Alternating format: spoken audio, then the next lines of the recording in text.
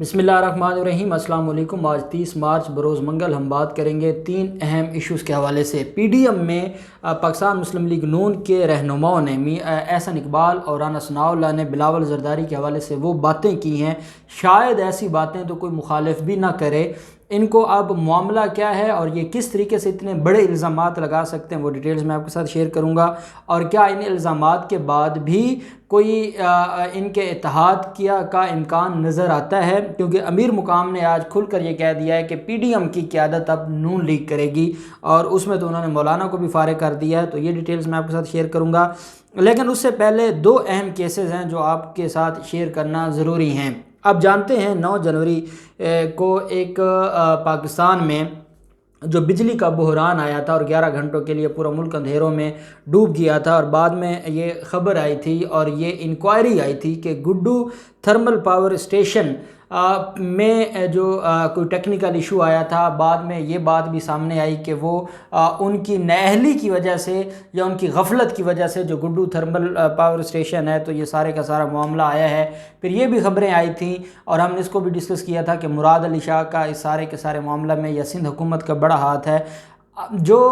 Inquiry committee है, inquiry committee ने उन लोगों तक भी रसाई कर ली थी जो इस सारे पूरे मुल्क को बदनाम करने के, एक तो 11 घंटे पूरे मुल्क में लाइट नहीं थी, और दूसरा पूरी दुनिया में मुल्क की बदनामी हुई थी। उस बदनामी में जो लोग मुलव्वस थे, जो लोग उसमें मेन जो अक्यूज़ थे, जो मेन उसमें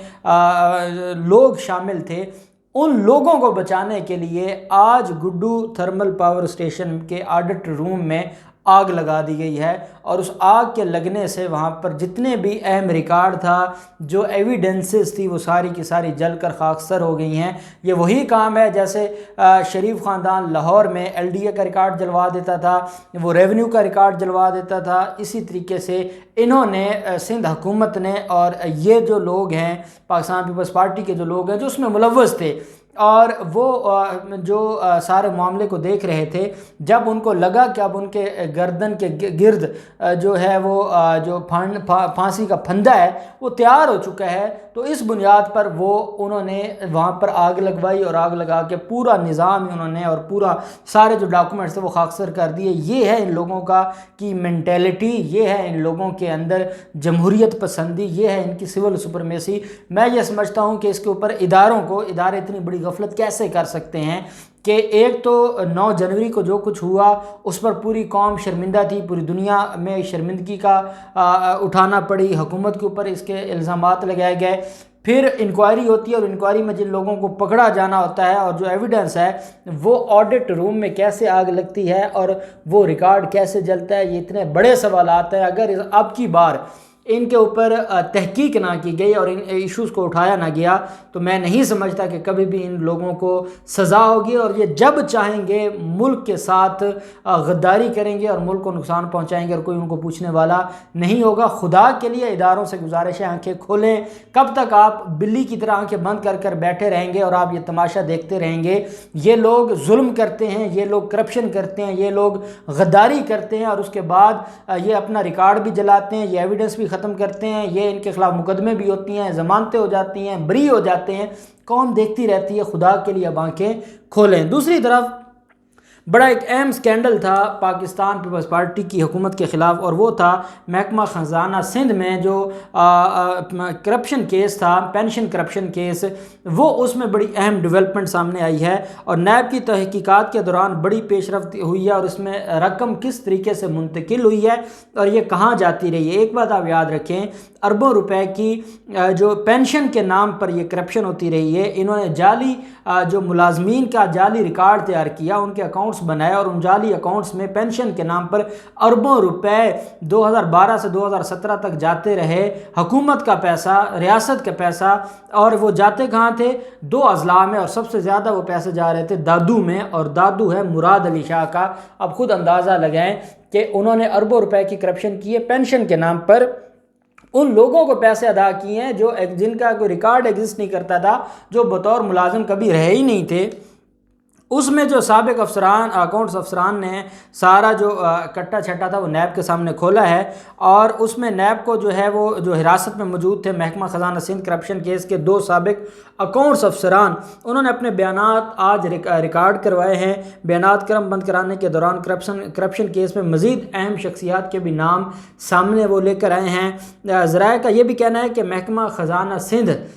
پینشن کے سابق افسران نذیر بھٹو اور شاہ نواز نے تعیناتی کے دور کا ریکارڈ بھی نیب حکام کو پیش کیا ہے۔ اس دوران انہوں نے یہ راز افشاں کیا کہ کس طریقے سے یہ جو رقم ہے جو پینشن کے نام پر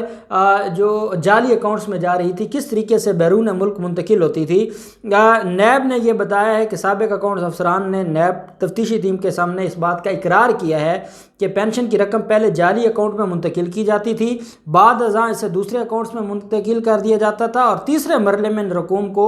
بیرون ملک منتقل کر دیا جاتا تھا۔ یہ ہے وہ دھندا، یہ ہے ان کے سوئس بینکس کے کیس، یہ ہے ان کا ملک کے ساتھ دشمنی اور غداری۔ ذرائع نے جو نیب ذرائع ہیں ان کا یہ کہنا ہے کہ پینشن کے اربوں روپے 2012 سے 2017 تک جعلی اکاؤنٹس میں منتقل کیے گئے۔ سب سے زیادہ رقم دادو کے رہائشیوں کے اکاؤنٹس میں منتقل کی گئی۔ یہ نیب کی آفیشیل رپورٹ ہے جس میں وہ دادو کے رہائشیوں کے بارے میں بتا رہے ہیں، اور دادو ضلع ہے مراد علی شاہ کا، اور آپ خود اندازہ لگائیں کہ 5 سال انہوں نے پینشن کے نام پر اربوں روپے کا ڈاکہ ڈالا، اور پھر بھی یہ جمہوریت کی باتیں کرتے اور سول سپرمیشی کی باتیں کرتے ہیں۔ ان لوگوں کے اندر نہ شرم ہے، نہ حیا ہے، نہ ان لوگوں نے خدا کو جان دینی ہے، اور نہ ان کو عوام کی کوئی پرواہ ہے۔ ساتھ ہی نیب حکام 100 سے زائد جعلی اکاؤنٹس میں رقم منتقلی کا پہلے ہی سراغ لگا چکے ہیں، اور جو صوبائی محکمہ خزانہ ہے اس میں یہ جو کیس سامنے آیا تھا اس میں اربوں روپے کی کرپشن کا سکینڈل تھا جو سامنے آیا تھا، جس میں اب یہ مزید چیزیں سامنے آئی ہیں، اور جو 2 لوگ ہیں جو گرفتار تھے انہوں نے بتایا ہے کہ کیسے کس پروسیس کے تحت یہ پیسہ بیرون ملک جاتا تھا اور جعلی اکاؤنٹس میں جاتا تھا۔ یہ ہے ان کا اصل چہرہ، اور مجال ہے کبھی ان کو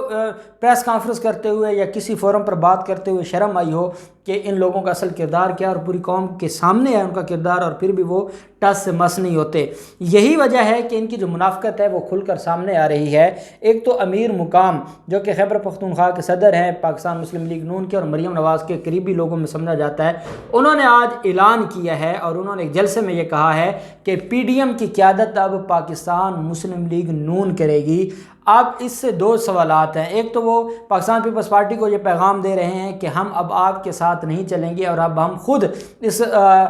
گاڑی کو پی ڈی ایم کی گاڑی کو لے کر چلیں گے اور ڈرائیور ہمارا ہوگا۔ اور دوسرا وہ پیغام مولانا فضل الرحمان کو دے رہے ہیں کہ مولانا صاحب اب جو پی ڈی ایم کی قیادت ہے وہ نون لیگ کرے گی، اور آپ کے بس کی بات نہیں ہے اس کو چلانا۔ اب اس کی کیونکہ آپ کے تو اپنے لوگ آپ کے خلاف ہو چکے ہیں، تو اب پی ڈی ایم کی قیادت نون لیگ کرے گی، یہ کہنا ہے امیر مقام کا۔ اور اس پر جب ترجمان اسلم غوری، جمعیت علماء اسلام فے کے جو ترجمان اسلم غوری، ان سے میڈیا نے سوال کیا کہ آپ کو تو انہوں نے آؤٹ کر دیا ہے، آپ کو تو فارغ کر دیا ہے، تو انہوں نے اس کا جواب نہیں دیا۔ انہوں نے کہا کہ میں نے وہ نہیں سنی، جو ان کی طرف سے جو